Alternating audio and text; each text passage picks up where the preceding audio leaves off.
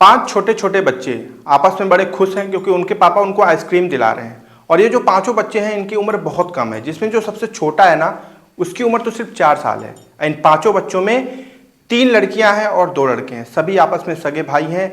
जाते हैं कहीं पे घूमने और इनके पापा इनको आइसक्रीम दिलाते हैं, बिस्किट दिलाते हैं, पानी की बोतल दिलाते हैं और ये बड़े चाव से खा रहे होते हैं। लेकिन किसी को क्या पता, इनको खुद नहीं पता था कि ये जो आइसक्रीम इतने चाव से खा रहे हैं ये इनकी जीवन की आखिरी आइसक्रीम है, क्योंकि इसके बाद ना इनको आइसक्रीम मिलेगी और ना आइसक्रीम दिलाने वाले इनके पापा मिलेंगे। ये एक ऐसी घटना है जो कहानी में आप आज प्रस्तुत करने जा रहा हूं। ये एक ऐसी सच्ची घटना है जिसने सिर्फ उस एरिया, उस इलाके को नहीं बल्कि उस पूरे जिले को और जितने लोगों ने इस घटना के बारे में जाना सबका कलेजा दहल गया। ये बड़ी ही संशय पैदा करने वाली कहानी है और बहुत सारे प्रश्न भी अपने पीछे छोड़ कर गई। नमस्कार दोस्तों, मेरा नाम है जीआरडी और आप देख रहे हैं 8 PM विद जीआरडी। आज की ये कहानी जालौर जिले से संबंधित है। जितने भी लोग आसपास के होंगे जालौर जिले के, उन्हें ये चीज़ अच्छे से पता होगी कि मैं किस कहानी की बात कर रहा हूं। आप थोड़ा सा वक्त निकालिए और जरा गौर फरमाकर सुनिए और कुछ प्रश्न हैं उनके जवाब आप जरूर दीजिएगा। जालौर जिले का एक शख्स जिसका नाम है शंकर राम, उम्र 41 साल। उसकी पत्नी जिसका नाम है बादली, उम्र 31 साल। ये 2 नाम आप याद रखिएगा क्योंकि ये पूरी कहानी इन्हीं से संबंधित है।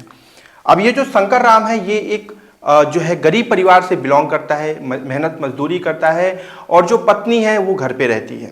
ये दोनों में संबंध इनके काफ़ी अच्छे थे, कोई दिक्कत की बात नहीं थी। इनके 5 संतान हो चुके थे, जिसमें अगर मैं इनकी बात करूं तो जो सबसे बड़ी थी वो बिटिया थी जो रमीला 11 साल की, दूसरा विक्रम 10 साल का, तीसरी संगीता 8 साल की, चौथी कमला 7 साल की, 5वां हितेश 4 साल का। मतलब 5 बच्चे और पति पत्नी, पूरा 7 लोगों का ये परिवार और काफ़ी खुश परिवार। सब कुछ बहुत अच्छे से चल रहा है, कहीं किसी तरह की कोई दिक्कत नहीं है। जो शंकर राम है इसकी माँ शंकर राम के साथ नहीं रहती हैं, ये कहीं और रहती हैं। चलिए इनको हम बाद में आएंगे। शंकर राम डेली जाता है, मेहनत मजदूरी करता है, दिहाड़ी का काम करता है, मेहनत करके शाम को घर पे वापस आता है और अपने परिवार के साथ बैठकर 2 वक्त की रोटी लेता है। अब डे बाय डे चीजें ऐसे ही चल रही थी, लेकिन कुछ समय बाद ऐसा हुआ कि जो बादली थी इसका संपर्क पड़ोस के एक इंसान से हो गया। अब संपर्क का मतलब ये था कि ऐसे ही बातचीत चलते फिरते राह फिरते बातचीत शुरू हो गई, लेकिन ये बातचीत कब फोन पे आ गई ये किसी को पता नहीं चला। अब जो बादली थी, जब इसका पति शंकर राम चला जाता था मेहनत मजदूरी करने, तो बादली उस वक्त उस शख्स से फोन पे बात किया करती थी। अब आप समझ सकते हैं कि ये जो बात करना और ये जो संबंध स्थापित हो रहा था ये एक दाम्पत्य जीवन को बिगाड़ने वाला था। उसकी शांति, उसकी समृद्धि, उसकी खूबसूरती, हर एक चीज को भ्रष्ट करने वाला था। लेकिन ये चीज बादली के समझ में के परे थी, क्योंकि अभी वो जिस नए शख्स से जुड़ी थी उसे बहुत मजा आ रहा था, उसे बहुत अच्छा लग रहा था, क्योंकि 5 बच्चों की माँ तो वो ऑलरेडी बन चुकी थी। अब उसे लग रहा था कि ये कुछ नया है और चीजें ऐसे ही आगे बढ़ रही थी। लेकिन ऐसा हुआ कि शंकर राम को कहीं से ऐसा कुछ शंका हुआ, कुछ ऐसा उसे भनक लगी, उसे ऐसा कुछ लगा कि शायद उसकी पत्नी उसके पीठ पीछे कुछ कर रही है। शंकर राम को जब संदेह हुआ तो उसने क्या किया कि अपनी पत्नी के फोन में कॉल रिकॉर्डिंग ऑन कर दी। ये बात बादली को नहीं पता थी, मतलब शंकर राम की पत्नी को यह बात नहीं पता थी कि उसके फोन की कॉल रिकॉर्डिंग ऑन है। आपको पता होगा ऑटो कॉल रिकॉर्डिंग होती है जिसमें कॉल जो है रिसीव होते ही रिकॉर्डिंग ऑन हो जाती है। अब बादली अपने प्रेमी से लगातार बात करती थी, लेकिन उसकी सारी चीजें रिकॉर्ड होती थी। फिर शंकर राम जब शाम को आया और शाम को आने के बाद फोन लेने के बाद रात में उसमें रिकॉर्डिंग सुनी तो उसके नीचे से पैरों तले जमीन खिसक गई, क्योंकि उसका जो उसको संशय था वो वास्तविकता में बदल गया। उसे संदेह था कि उसकी पत्नी का बगल वाले इंसान के साथ अफेयर चल रहा है, अनैतिक संबंध चल रहे हैं, जो कि पूरी तरह से वास्तविक थे, क्योंकि इनकी बातों से चीजें पता चल रही थी। अब इस दाम्पत्य जीवन में विष फैलना शुरू हो गया। बादली और शंकर राम आपस में लड़ाई झगड़ा करने पे उतर आए। इनकी लड़ाई झगड़े दिन प्रतिदिन बढ़ते गए और जब एक सुखी परिवार में अचानक से जब ऐसी चीजें निकलने लगती हैं तो आसपास पड़ोस के लोग जरूर जानना चाहते हैं कि ऐसा क्यों हुआ। शंकर राम को ऐतराज नहीं था, उसने पूरे समाज में यह बात बताई कि उसके साथ गलत हो रहा है। सामाजिक स्तर पे समझौता भी करवाया गया। पहली बार समझौता हुआ और समझाया गया कि अब कोई किसी से संपर्क नहीं रखेगा, खासकर उस इंसान को जो बादली का प्रेमी था। उसको बोला गया कि दूरी बना के रखना और इन सब चीजों पे मत पड़ना। लेकिन उस जो प्रेमी था उसके ऊपर प्रेम का भूत सवार हो चुका था और वो अनैतिक पथ पे इतना आगे चल चुका था कि उसे ये नहीं लगा कि 5 बच्चों की माँ है, 5 बच्चों का पिता है, एक उनका सुखी परिवार है और उसे बिगाड़ने पे उसे कितना बड़ा पाप लगेगा। उस इंसान ने बिना सोचे समझे इस रिश्ते को आगे तक कायम रखा। अब शंकर राम को इस चीज का मलाल होने लगा, उसे ये चीज खाई जाती थी कि कहीं ऐसा तो नहीं है कि उसकी पत्नी का और उस बगल वाले इंसान का बातों के अलावा इनका शारीरिक संबंध भी होगा। और ये बात जब उसे अंदर से मरोड़ती थी तो वो अंदर से बहुत टूट जाता था, उसका मनोबल बहुत गिर जाता था और इसका परिणाम ये होता था कि जब वो घर आता था तो पत्नी के साथ उसकी बहुत ज्यादा लड़ाइयां शुरू हो जाती थी। फिर ये चीजें दिन प्रतिदिन बढ़ती गई, लेकिन बादली और उसके प्रेमी का जो प्रेम प्रसंग चल रहा था इस पे कोई भी बदलाव नहीं आया। एक बार फिर से सामाजिक स्तर पे जो है समझौता करवाया गया, पंचायत बैठी, सब लोगों ने चेतावनी दी उस इंसान को, उस शख्स को कि अब तुम जो है बादली के संपर्क में नहीं आओगे। सारा चीज करने के बाद ऐसा लगा था कि शायद चीजें सही हो जाएंगी, क्योंकि शंकर राम ने ये बात अपनी मां को सबसे पहले बताई थी। तो मां ने यही बोला था कि बेटा सब कुछ ठीक हो जाएगा, धैर्य रख। लेकिन कुछ भी ठीक नहीं हुआ। उस प्रेमी ने शंकर राम को फोन किया और फोन पे उसने उसको धमकाया और इस बात को बोला कि पंचायत मेरा कुछ नहीं कर सकती है। तुमने पंचायत बैठाई, सबको बुलाया, समझौता करवाया, मुझे 4 बातें सुनाई, मुझे इससे कोई फर्क नहीं पड़ता और ज्यादा बोलोगे तो तुम्हें मैं अपने रास्ते से हटा दूंगा। शंकर राम चाहता तो वो भी जो है हिंसा के मार्ग पर जा सकता था, लेकिन शंकर राम ने क्या सोचा, कौन सी चीज उसको अंदर से खा रही थी, ये किसी को नहीं पता। शंकर राम अंदर से बहुत टूट चुका था और वो अपनी माँ के पास गया आखिरी बार। और माँ के पास जाने के पास उसने बोला माँ से कि माँ ऐसी सारी चीजें हुई हैं, वो इंसान मुझे धमकी दे रहा है। उसकी माँ ये नहीं जानती थी कि मैं शंकर राम को अगर अभी रोक लूँ यहाँ पे तो दुनिया बदलने वाली है, सारी चीजें बदल जाती। लेकिन उसकी माँ को इस चीज का संशय नहीं था, ये उन्होंने अंदाजा नहीं लगाया था कि उनका बेटा इतना बड़ा कदम उठाने वाला है, क्योंकि वो अंदर से पूरी तरह से टूट चुका है। मां ने समझाया, बोले कि बेटा धैर्य रख, सब ठीक हो जाएगा। पंचायत ने फैसला सुनाया है, बहुत सारी समझौते हुए हैं, सब कुछ हुआ है, थोड़ा सा वक्त लगेगा लेकिन सब कुछ सही हो जाएगा। तेरा खुद का परिवार है, तेरे बच्चे हैं, सब कुछ है, उनका ख्याल रख, सब कुछ सही हो जाएगा।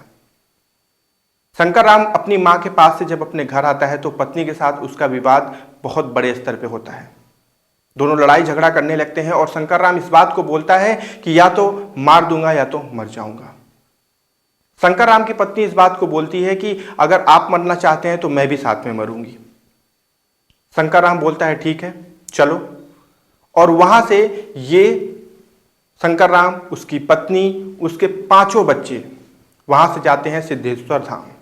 और वहां जाने के बाद वहीं पे जो शंकर राम है वो अपने बच्चों को आइसक्रीम, बिस्किट, पानी की बोतल, ये सारी चीजें उन्हें दिलाता है। बच्चे बड़े खुश होते हैं और बड़े चाव से खाते हैं। पिता कहता है कि जल्दी से खत्म करो, आगे चलना है, घूमने चलना है। बच्चे बोलते हैं कि इतना कुछ घूम लिया, अभी क्या बाकी है? बोले अरे अभी बहुत कुछ बाकी है, चलो चलते हैं। बच्चों को नहीं पता था कि उनके साथ क्या होने वाला है। और इसके बाद थोड़े क्षण बाद वहां से शंकर राम, उसकी पत्नी और ये 5 बच्चे पैदल मार्ग के माध्यम से लगभग 500 मीटर यानी कि आधा किलोमीटर दूर वहां से आए एक नहर के किनारे। और जब नहर के किनारे पहुंचे तो वहां पर आने के बाद शंकर राम ने एक ऐसी हिम्मत, एक ऐसा वो दिखाया जो मतलब मैं ये नहीं बता सकता आपको कि एक पिता इतना हिम्मत कैसे कर सकता है। उसका कलेजा कैसे इन सब सारे कृत्य को करने के लिए अनुमति दे सकता है। क्या उसका हाथ नहीं कांपा, उसका कलेजा नहीं कांपा, उसकी रूह नहीं कांपी? लेकिन शंकर राम पूरी तरह से टूट चुका था। मुझे लगता है कि उसकी भावनाएं इतनी ज्यादा आहत हो चुकी थी कि वो कोई भी कृत्य करने के लिए तैयार था। उसने चुन्नी निकाली और उस चुन्नी में 5 बच्चों के हाथ पैर एक साथ बांध दिए और उनको बांधने के बाद एक तरफ अपनी पत्नी और एक तरफ अपने खड़े होकर उस नहर में छलांग लगा दी। यानी कि एक साथ पूरा परिवार नहर में कूद गया। बचने की कोई गुंजाइश नहीं थी, क्योंकि शाम के वक्त लगभग 7 बजे करीब इन्होंने छलांग लगाई थी, इसलिए किसी को पता भी नहीं चला नहर के किनारे कि वहां पर एक पूरा परिवार खत्म हो रहा है। सुबह जाकर इन सारी चीज़ों का सबको पता चला, एक एक करके सबके लाश बाहर निकाली गई और सातों के सातों को एक ही चिते पर रख के जलाया गया। अंतिम संस्कार एक ही चिते पे किया गया। पूरा गांव उमड़ गया, पूरा इलाका उमड़ गया, हर एक इंसान वहां पे उमड़ गया, सिर्फ ये देखने के लिए कि एक ही झटके में पूरा परिवार साफ हो गया। उस इंसान की गलती कहें या परिवार की गलती कहें या किसकी गलती कहें, ये गलती तो बाद में, लेकिन अगर वो परिवार होता तो शायद कुछ आगे कहा जा सकता था। वो जो मासूम बच्चे थे उनको ये नहीं पता था कि उनकी सबसे बड़ी गलती ये है कि वो एक ऐसे परिवार में पैदा होने जा रहे हैं जहां पर उनका जीवन बहुत संक्षिप्त है। उस 4 साल के मासूम को ये नहीं पता था कि उसकी जीवनी सिर्फ 4 साल की है। 4 साल तक दुनिया देखने के बाद फिर वो अचानक से इस दुनिया से गायब हो जाएगा। उसमें उसकी कोई गलती नहीं होगी, बस उसकी यही गलती होगी कि वो एक ऐसे परिवार में जन्म लेगा जिसका जीवन ही सिर्फ 4 साल के लिए बचा है। अब इस कहानी से जुड़ा हुआ कुछ सवाल ऐसे हैं जो मन को बहुत कुरेद रहे हैं। सबसे पहला सवाल जो सबसे ज्यादा आहत देता है वो यही है कि उन बच्चों का क्या कसूर था, उन 5 बच्चों का उसमें क्या कसूर था जिसकी वजह से उन्हें भी मौत का सामना करना पड़ा, उनका पूरा जीवन खत्म हो गया और वो अब इस दुनिया में नहीं है। जो दूसरा सवाल आता है वो आता है कि सामाजिक स्तर पे 2-2 बार समझाइश हो चुकी थी, 2-2 बार समझौता हो चुका था, तो क्या सामाजिक स्तर पे लोगों को इस चीज़ की आहत नहीं थी? क्या वो शंकर राम को इस चीज़ को लेकर समझ नहीं पा रहे थे? क्या शंकर राम का कोई ऐसा करीबी नहीं था जो शंकर राम के अंदर मन में चलती हुई बातों को समझ पाए कि ये बहुत गलत कृत्य कर सकता है, पूरे परिवार को एक साथ खत्म कर सकता है? और सबसे आखिरी सवाल, शंकर राम की पत्नी बादली, ये औरत जब दूसरे इंसान के साथ इसका संबंध शुरू होता है, दूसरे इंसान के साथ इसकी बातें शुरू होती हैं, प्रेम प्रसंग शुरू होता है, तो क्या इस औरत के नियंत्रण में कोई भी चीज़ नहीं बची थी कि जिसकी वजह से वो अपने प्रेमी को समझा पाए, उसको वो कर पाए, उसे बता पाए कि उसका खुद का परिवार है? अगर ऐसा था, अगर वाकई में वो उसको नहीं समझा सकती थी या फिर वो सच में अपने प्रेमी को लेकर उसको ज़्यादा वर्चस्व दे रही थी, अपने पति से ज़्यादा उसको मान रही थी, तो फिर उसे अपने पति के साथ आत्महत्या करने की क्या जरूरत थी? बड़े ही अजीब अजीब सवाल यहाँ पे खड़े होकर आते हैं, क्योंकि बादली ने ही अपना संबंध शुरू किया था पड़ोस वाले के साथ और बादली ने ही आखिरी में अपने पति के साथ आत्महत्या भी की।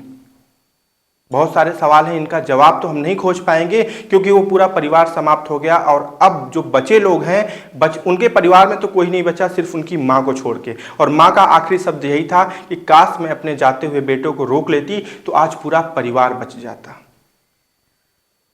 अब जो बचे हुए इंसान है वो कुछ भी बातें बताएंगे, उसमें वास्तविकता हम नहीं खोज पाएंगे, क्योंकि उस परिवार में क्या हुआ था, शंकर राम के दिमाग में क्या था, बादली के दिमाग में क्या था, ये सिर्फ वही जानते थे जो कि अब इस दुनिया में नहीं है।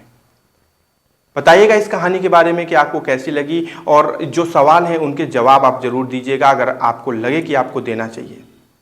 मैं मिलूंगा अगली वीडियो में ऐसी ही कहानियों के लिए। सोमवार और शनिवार और रविवार 3 दिन रात्रि 8 बजे सच्ची घटना पर आधारित कहानी मैं लेकर आता हूं। इस चैनल को सब्सक्राइब और इस वीडियो को लाइक जरूर कर दीजिएगा। मिलूंगा अगली वीडियो में। जय हिंद।